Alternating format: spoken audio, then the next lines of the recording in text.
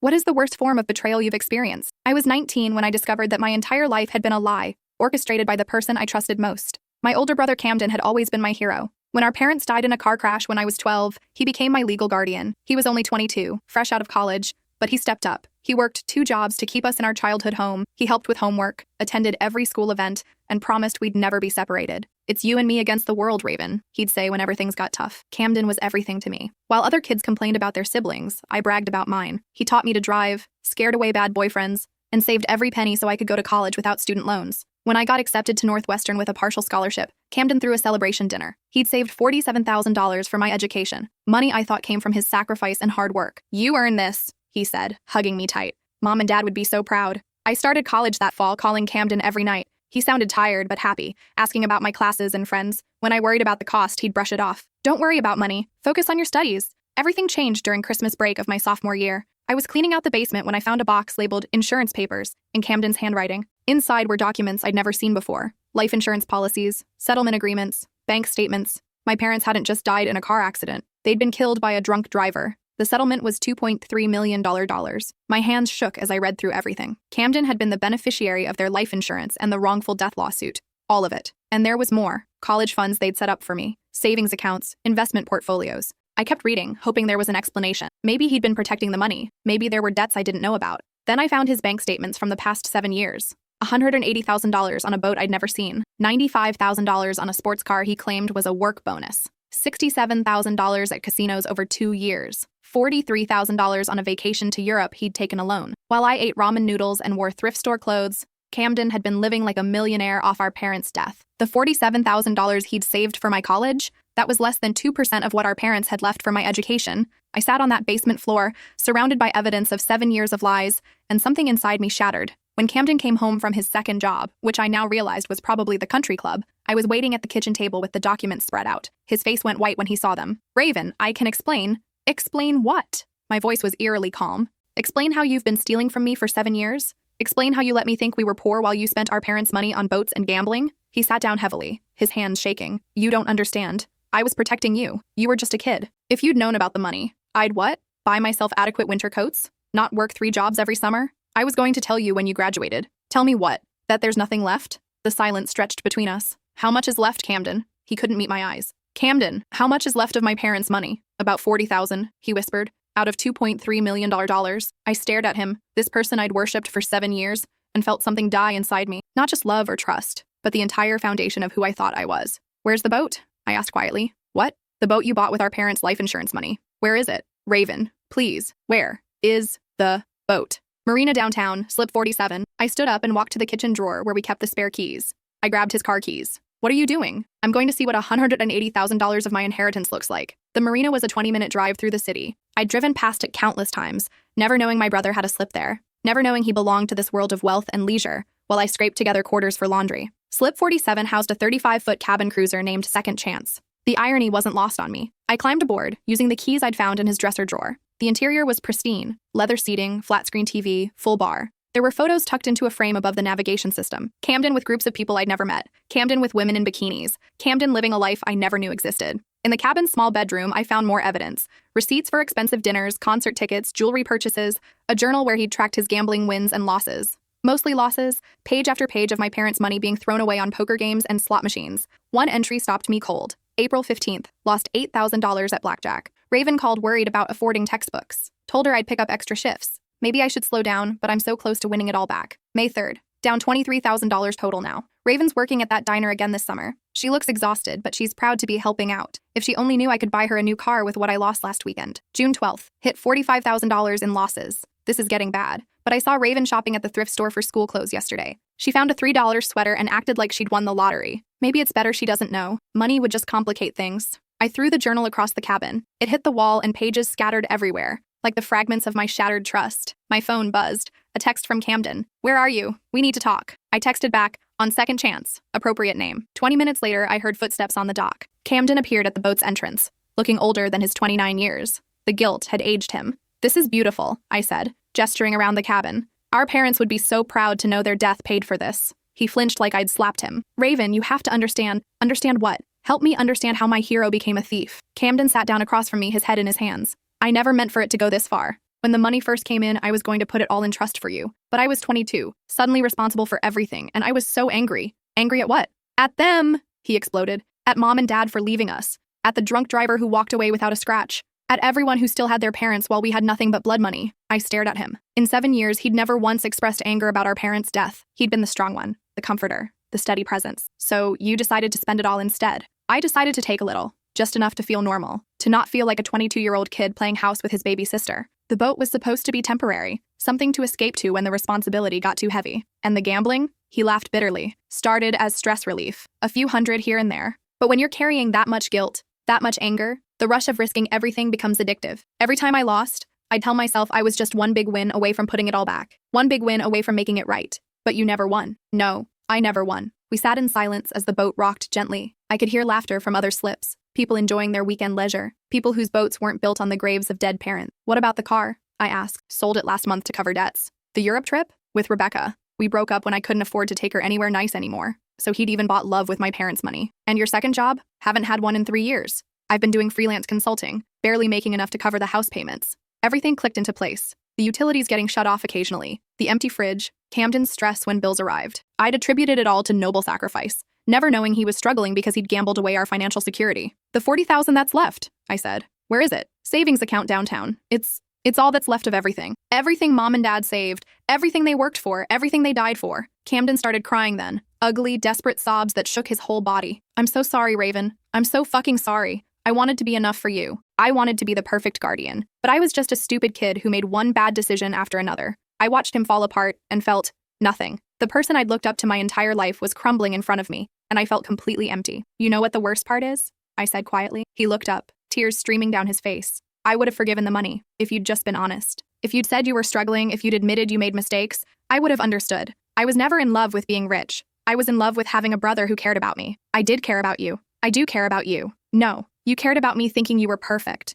You cared about being my hero more than you cared about my actual well-being. I stood up and walked to the cabin window looking out at the water. Do you know what I thought about when I couldn't afford winter boots last year? I thought about how lucky I was to have a brother who sacrificed so much for me. When my roommate got a care package from her parents and I got nothing, I told her how amazing you were for working 2 jobs to support us. Camden's sobs got louder. I defended you to my friends when they said you should let me get financial aid instead of paying for everything yourself. I told them you were too proud to let your sister take on debt, that you'd rather work yourself to death than see me struggle. I turned back to face him. But you weren't protecting me from struggle. You were protecting yourself from honesty. What can I do? He whispered. Tell me what I can do to fix this. You can't fix this, Camden. You can't bring back 7 years of lies. You can't restore my ability to trust people. You can't give me back the parents whose death you turned into your personal piggy bank. I walked toward the boat's exit, then stopped. But there is one thing you can do. Hope flickered in his eyes. You can transfer that $40,000 to my account and sign over your guardianship rights. I'm done being your responsibility. The hope died immediately. Raven, please. I know I messed up, but we're family. Family doesn't steal from each other for 7 years. I'll go to counseling. I'll get help for the gambling. I'll make this right somehow. How? You're going to get a time machine and not spend my parents' life insurance on a boat? You're going to resurrect them so I can have a real family again? I stepped onto the dock, then looked back one more time. I used to tell people that losing our parents was the worst thing that ever happened to me, but it wasn't. The worst thing was spending 7 years loving someone who saw me as an obstacle to his inheritance. The drive home was a blur. I kept thinking about all the times I'd felt guilty for burdening Camden, all the times I tried to be the perfect sister so he wouldn't regret taking me in, all the nights I'd lain awake worried about his finances, never knowing he was spending my money faster than he could steal it. When I got back to the house, our parents' house that I'd always thought Camden was sacrificing to keep, I went straight to my room and started packing. Camden came home an hour later and found me loading boxes into my car. Where are you going? Back to school early. I've got a job lined up, and I'll figure out how to pay for the rest of my education myself. With what money? The $40,000 won't last long. I looked at him with disgust. I'll do what I should have been doing all along. I'll work, I'll take out loans, I'll figure it out like an adult instead of living off dead people's money. Those dead people were our parents. They'd want you to use that money for school.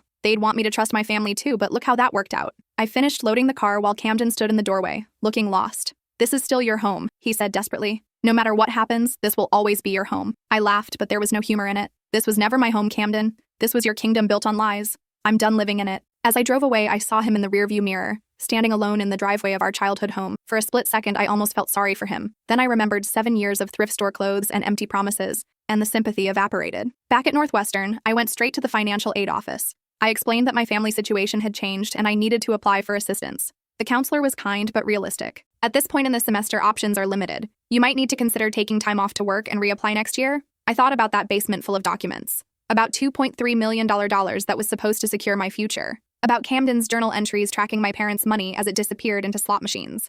No, I said firmly. I'm not taking time off. I'll figure this out. And I did. I picked up 3 part-time jobs: tutoring, campus security, and weekend catering. I moved out of the dorms into a cramped apartment with 3 roommates. I bought groceries with coupons and shopped exclusively at thrift stores. I learned to survive on 4 hours of sleep and survived on determination alone. My grades suffered initially, but I adapted. I had to. For the first time in my life, I was truly on my own, and that realization was both terrifying and liberating. Camden called constantly those first few weeks. I let every call go to voicemail. Raven, please call me back. I've started going to Gamblers Anonymous. I want to make this right. I found some papers I missed. There might be another account with a few thousand in it. Please, just call me. I'm selling the boat. I know it won't fix everything, but I want you to have that money. I finally answered after the 20th call. What do you want, Camden? I've been going to meetings. I understand now that I have a disease. Gambling addiction is real and I'm getting help. Good for you. I sold the boat for $60,000. It's yours. All of it. I don't want it. Raven, please, let me try to fix this. You can't fix this by throwing money at it.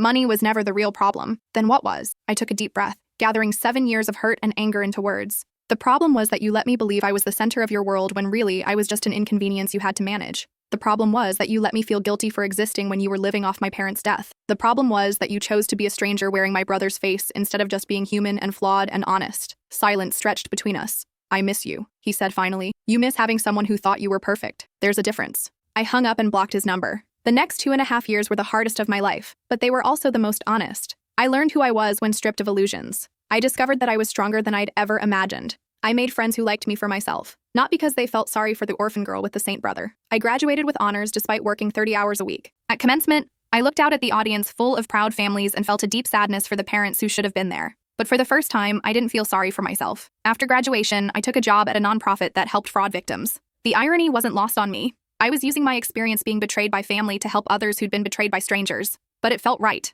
It felt like purpose. 6 months into the job, I got a call from a lawyer I didn't recognize. Ms. Blackwell? I'm calling about your brother Camden's estate. My blood went cold. His estate? I'm sorry to be the one to tell you this. Your brother died 3 days ago. Car accident. He listed you as his sole beneficiary. I sat down heavily, the phone pressed to my ear as the lawyer continued talking about property and assets and legal procedures. But all I could hear was the echo of my own voice saying, family doesn't steal from each other for 7 years. The funeral was small. Camden had isolated himself from most of our extended family over the years, and I learned that many of his friends had been casino acquaintances who disappeared when his money ran out. I sat in the front row of the funeral home, listening to a minister who'd never met Camden talk about eternal forgiveness and second chances. After the service, an older woman approached me. She was thin, with kind eyes and weathered hands. You must be Raven. I'm Dorothy from Camden's meeting group. Meeting group? Gamblers Anonymous. He talked about you all the time. I didn't know what to say to that. He was really trying, 3 years clean. He had a sponsor, worked the steps, made amends to everyone he could find. Everyone but me, I said quietly. Dorothy nodded. You were the one he was most afraid to contact. He said he'd hurt you so badly that he didn't deserve your forgiveness,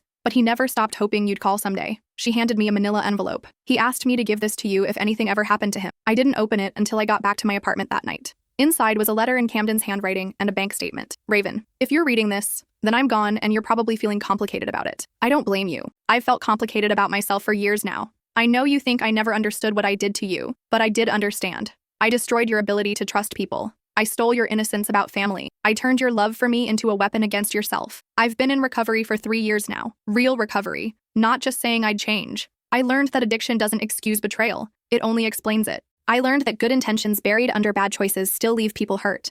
Most importantly, I learned that some wounds can't be healed by the person who caused them. I never contacted you because I finally understood that my need for your forgiveness was just another form of selfishness. You didn't owe me absolution. You didn't owe me a relationship. You didn't owe me anything at all. But I owed you everything. I've been working 2 jobs for 3 years. Real jobs this time. I live in a studio apartment and drive a car that's older than you. Every penny I didn't need for survival went into an account for you. It's not enough. It will never be enough. But it's honest money this time. The balance is $127,000. It's not the fortune mom and dad left you, but it's clean. I earned every dollar thinking about the boots you couldn't afford and the textbooks you worried about and the future I stole from you. I also want you to know that I kept journals during my recovery. Everything I remembered about our parents, stories you were too young to remember, dreams they had for you, things they said about their hopes for our family. I wrote it all down because I realized that in stealing your inheritance, I'd also stolen your connection to them. Those journals are in my apartment along with photo albums and home videos I found in the basement after you left. I've been preserving your history because I finally understood that memories of mom and dad belong to you, not me. I don't expect you to forgive me.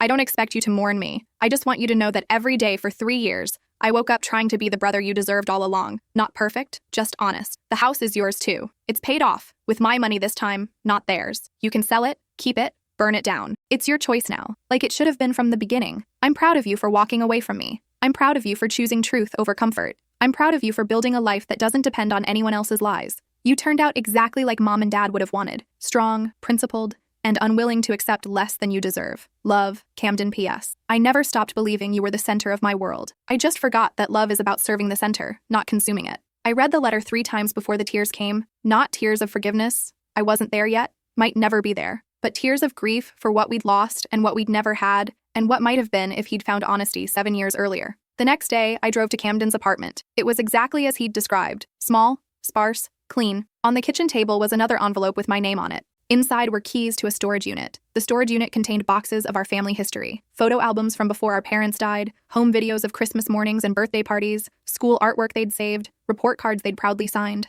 At the bottom of the largest box was a folder labeled "For Raven's Wedding Day." Inside were letters our parents had written to me, to be opened on my wedding day, graduation day, the birth of my first child. Letters I'd never known existed. Letters Camden had found and saved instead of burning in his guilt. I sat on the storage unit floor, surrounded by the ghosts of a family that addiction had destroyed, and finally let myself grieve properly. Not just for our parents, but for the brother I'd lost long before his car hit that tree, for the trust that had been shattered, and the love that had been poisoned, and the years we'd both spent living with lies. 6 months later, I made a decision. I used part of Camden's money to start a nonprofit organization focused on financial literacy for young adults aging out of foster care and guardianship situations. I called it Second Chances, taking back the name from Camden's boat and giving it new meaning. Our first client was a 19-year-old whose guardian had stolen her inheritance. Our second was a young man whose foster family had used his disability benefits to fund their vacations. Our third was a girl whose brother had convinced her that their parents had died broke when they'd actually left a substantial estate. I learned that Camden and I weren't unique. Family financial betrayal is more common than people want to admit.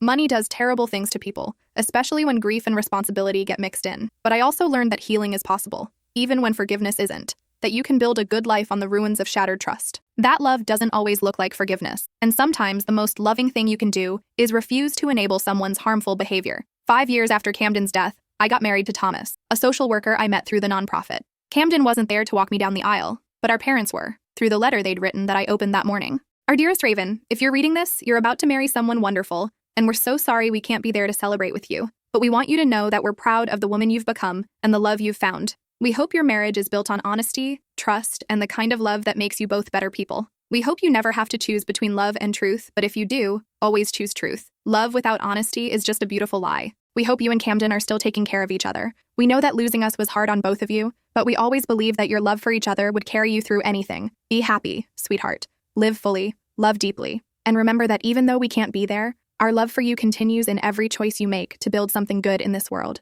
All our love, Mom and Dad. I cried reading those words, knowing that Camden and I had failed their hopes for us. But I also smiled, knowing that even broken families can create something meaningful from their wreckage. At the reception, Thomas found me standing alone on the terrace, looking up at the stars. "Thinking about your parents?" he asked, slipping his arm around my waist. "Thinking about my brother," I said, wondering if he'd be proud of who I became or ashamed of how I became her. Thomas was quiet for a moment. He'd heard all the stories by now, knew the full scope of Camden's betrayal and my response to it. "I think," he said finally, "that both things can be true. He'd be proud of your strength and ashamed of his weakness. He'd be happy you found love and sad he couldn't be here to see it. Recovery is about learning to hold contradictions." Do you think I was too hard on him? It was a question that haunted me, especially after reading his letter. Whether my refusal to forgive had contributed to his isolation, whether love should have trumped justice. "I think," Thomas said carefully, "that you were exactly as hard on him as you needed to be to save yourself. And I think he knew that, eventually." We stood there in comfortable silence, two people who'd learned that love and boundaries can coexist, that forgiveness and accountability aren't opposites,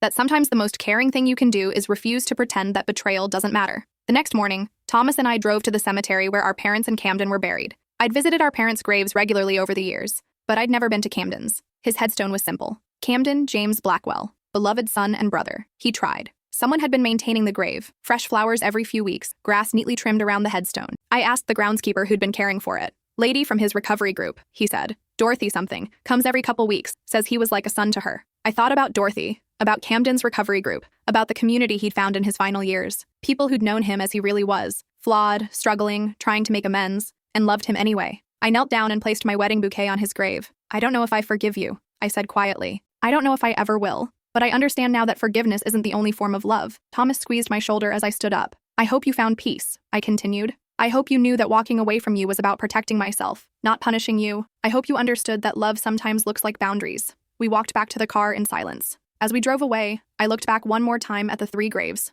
Our parents side by side, Camden alone, but nearby. A family separated by death and betrayal, but still connected by blood and history, and the complicated nature of human love. Do you regret it? Thomas asked as we merged onto the highway. The way things ended between you? I thought about it for a long time before answering. I regret that he felt he had to lie to me for 7 years. I regret that he felt he couldn't trust me with the truth. I regret that addiction took him before recovery could really take hold. But I don't regret protecting myself from further betrayal. I don't regret choosing truth over comfort. Even though it meant losing him, I lost him the day he decided our parents' money was his to spend. Everything after that was just learning to accept what was already gone. Thomas nodded, understanding. He'd worked with enough trauma survivors to know that healing isn't about forgetting or forgiving. It's about integrating painful truths into a life worth living. Besides, I added, I didn't really lose him. I lost the illusion of him, the real Camden, the one who spent 3 years trying to make amends, who saved every penny he could for me, who preserved our family history, that person I never got to meet while he was alive. But I'm getting to know him now, through his actions and his letter and his recovery. Maybe that's enough, Thomas suggested.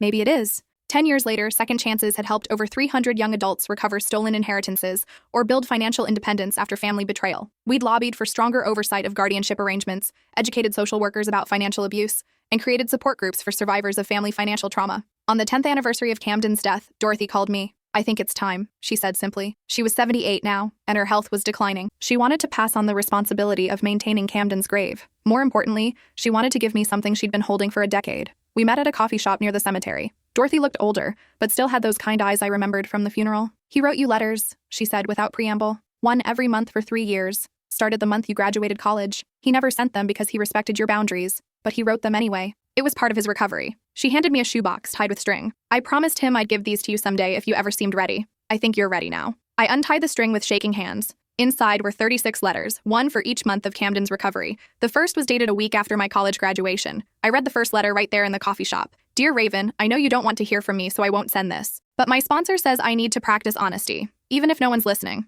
I saw your graduation announcement in the paper. You graduated magna cum laude while working 3 jobs. I'm so proud of you I could burst. But I know I gave up the right to express that pride. I started going to meetings this week. Turns out there are a lot of us. People who used money to avoid dealing with pain. People who hurt the ones they loved most because facing truth felt impossible. I'm learning that addiction isn't just about the gambling. It's about the lying, the manipulation, the way I turned you into my therapist and my audience instead of my sister. I don't know if I'll ever be able to make this right, but I'm going to try. Not because I deserve your forgiveness, but because you deserve a brother who tells the truth. I love you, Camden. I looked up at Dorothy through tears. Did he really write one every month? Every month for 3 years? He'd read them at meetings sometimes when he was working through the guilt. It helped him process what he'd done and who he wanted to become. I flipped through the box. Letters from Christmas, my birthdays, anniversaries of our parents' death. Letters about his recovery, his relapses, his small victories. Letters about memories of our childhood, hopes for my future, and his growing understanding of the damage he'd caused. Thank you, I whispered, for being there for him when I couldn't be. Dorothy patted my hand. You were there for him in the way he needed most, by showing him that actions have consequences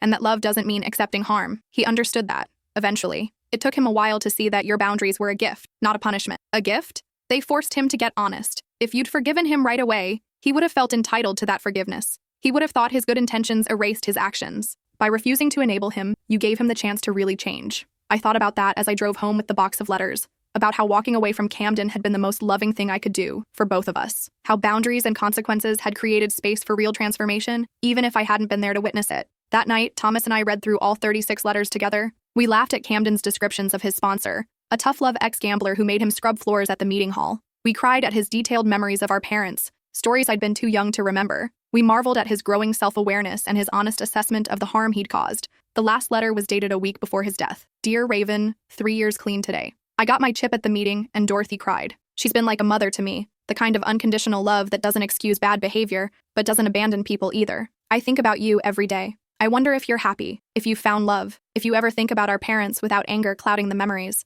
I hope you have. I've been thinking about legacy lately, what we leave behind when we're gone. I know I can't leave you the trust I destroyed or the security I stole, but I can leave you the truth about who our parents were, who I was, and who I became in trying to honor their memory better. I can leave you a brother who learned to tell the truth, even if you never got to meet him. I can leave you proof that people can change, even when it's too late to repair the damage they've caused. I know you probably won't read these letters for years, if ever, but writing them has been my way of staying connected to you while respecting your boundaries. My way of being honest when I could never figure out how to be honest face to face. You saved my life by walking away from it. I hope someday you'll understand that. I love you forever, Camden. I closed the letter and sat in silence for a long time, processing 3 years of my brother's recovery through his own words, seeing his journey from self-pity to accountability to genuine remorse. He really did change, Thomas said quietly. Yeah, he did. Are you glad you didn't know? While he was alive? I considered that question carefully. If I'd known Camden was in recovery, would I have been able to maintain the boundaries I needed? Would I have been pulled back into caretaking and enabling? Would his transformation have been as complete if he'd been focused on winning me back instead of changing for its own sake? I think, I said finally, that we both needed those 3 years apart. He needed to learn who he was without my approval, and I needed to learn who I was without his lies. Maybe real change requires that kind of space. The next day, I drove to the cemetery with fresh flowers for all 3 graves. I knelt beside Camden's headstone and spoke aloud for the first time since my wedding day. I read your letters, I said. All of them. I'm proud of you for getting clean. I'm proud of you for learning to tell the truth. I'm proud of you for respecting my boundaries even when it hurt. I placed the flowers on his grave. I still don't know if I forgive you, but I understand now that forgiveness isn't the only way to love someone. Sometimes love looks like consequences. Sometimes love looks like boundary. Sometimes love looks like walking away so the other person can find their own way back to truth. I touched the headstone. You were right about one thing. I did save your life by walking away, and you saved mine by letting me go. As I stood to leave, I noticed someone had left a small stone on Camden's grave, a Jewish tradition I recognized from my work with diverse communities. Beside it was a note. Thank you for saving my life, Marcus. I asked Dorothy about it when I called her that evening. Oh, Marcus, she said warmly. Camden was his sponsor for the last year. Young man with a gambling problem that started after his father died. Camden saw a lot of himself in Marcus and worked really hard to help him avoid the same mistakes. Camden was a sponsor, one of the best. He had a gift for helping people understand the difference between reasons and excuses, between making amends and expecting forgiveness. He probably saved half a dozen lives in those meetings. So Camden had found his way to service, to helping others avoid the trap that had cost him everything. He'd turned his experience with betrayal into wisdom that could prevent other betrayals. That felt like the kind of redemption our parents would have understood. 15 years after discovering Camden's betrayal, I was giving a keynote speech at a conference on family financial abuse. In the audience, I spotted a young woman who looked exactly like I had at 19. Angry, hurt, confused. After my presentation, she approached me. My guardian stole my inheritance too, she said simply. My aunt. She spent it all on her gambling addiction and then tried to convince me I was being selfish for wanting my parents' money. I handed her my business card. You're not being selfish. You're being honest, and honesty is the only way through this. She nodded, tears in her eyes. Did you ever forgive your brother? It was the question I'd been asked hundreds of times over the years, by clients, by reporters, by people who couldn't understand how family betrayal could be unforgivable. I learned something better than forgiveness, I said. I learned acceptance. I accepted that people are complex, that love and harm can coexist, that healing doesn't require reconciliation. But don't you miss him? Every day. But I miss the brother he could have been if he'd chosen honesty over addiction. I miss the relationship we could have had if he'd trusted me with the truth. Missing someone and accepting their harmful behavior are 2 different things. She nodded slowly. My therapist says I need to forgive my aunt to move on. Your therapist is wrong. You need to accept what happened and build a life that doesn't depend on her choices. Forgiveness is optional. Healing is not. 6 months later, she called to tell me she'd recovered most of her inheritance through legal action and was starting college with a clean slate. I wanted to thank you, she said, for showing me that I could choose truth over family loyalty. You always could. You just needed permission to believe it. That night, I sat in my home office, surrounded by files from second chances cases, and felt the weight of all the families torn apart by financial betrayal. All the children forced to choose between truth and loyalty. All the guardians who confused love with possession. But I also felt the weight of healing, mine and others. The weight of young adults who'd learned to trust their instincts, set boundaries, and build lives based on honesty instead of manipulation. Camden's betrayal had destroyed one family, but the truth of that betrayal had helped rebuild dozens of others. Maybe that was the real legacy. Not the money he stole or the trust he broke, but the way his story could serve as a warning to others. The way his transformation could offer hope to people struggling with addiction. The way my survival could prove that it's possible to build a good life on the ruins of shattered faith. I pulled out a piece of paper and started writing. To future survivors of family financial betrayal. Your pain is real. Your anger is justified. Your decision to protect yourself is not selfish. Forgiveness is not required for healing. Truth is, family is not an excuse for financial abuse. Love is not a license to steal. You can honor your parents' memory without accepting your guardian's lies. You can love someone and still hold them accountable. You can build a beautiful life on the foundation of hard-earned wisdom. Your betrayal story doesn't have to end with bitterness. It can end with purpose. Trust your instincts. Set your boundaries. Choose truth over comfort. And remember, the person who betrayed you is responsible for their choices. You are only responsible for yours. Choose healing. Choose honesty. Choose yourself. I folded the letter and tucked it into Camden's box, alongside his 36 letters to me. Someday, I'd add it to our nonprofit's resource materials. Someday, another young person would need to hear that survival is possible, that betrayal doesn't define you, that love and boundaries can coexist. Outside my window, the sun was setting over the city. Somewhere in that city, families were having dinner together, parents were tucking children into bed, siblings were sharing secrets and dreams. Somewhere else, Guardians were stealing from their wards. Addicts were choosing substances over responsibility. Betrayal was tearing families apart. Both realities could be true simultaneously. Love and harm, trust and betrayal, healing and brokenness, all existing in the same world, sometimes in the same family, sometimes in the same heart. I'd learned to hold those contradictions without needing to resolve them. I'd learned that healing doesn't require understanding, that peace doesn't require forgiveness, that moving forward doesn't require forgetting. I'd learned that the worst form of betrayal I'd experienced, the systematic theft of my inheritance by the brother I trusted most, had also been the catalyst for the most meaningful work of my life. And maybe that was enough. Maybe that was everything. The phone rang, interrupting my thoughts. It was Thomas calling from his evening group session. "How was your day?" he asked. "Good. Complicated, but good. How about yours?" "Same. I'll be home in an hour. Want to order Thai food and watch something mindless?" "Perfect," I said, smiling. This was the life I'd built from the ashes of betrayal. Simple, honest, grounded in truth instead of illusion. A life where love was demonstrated through respect rather than grand gestures, where trust was earned through consistency rather than promised through words. A life where I never had to wonder if the people who claimed to love me were stealing from me behind my back. As I hung up the phone, I looked one more time at Camden's box of letters. Tomorrow, I'd donate them to our nonprofit's archive, along with my own journals from those early years. Other people needed to see the full arc of this story, the betrayal, the aftermath, the slow climb toward healing, and the ultimate transformation of pain into purpose. But tonight, I'd have Thai food with my husband, and watch mindless television, and go to sleep in a bed I'd paid for with money I'd earned through honest work. Tonight, I'd live the life my parents had wanted for me, one built on truth, integrity, and the kind of love that makes you better instead of smaller. And that felt like the best possible ending to the worst form of betrayal I'd ever experienced. The betrayal that taught me the difference between being loved and being controlled. The betrayal that forced me to learn my own strength. The betrayal that showed me what real love looks like. Not perfect, not comfortable, but honest. The betrayal that, in the end, set me free.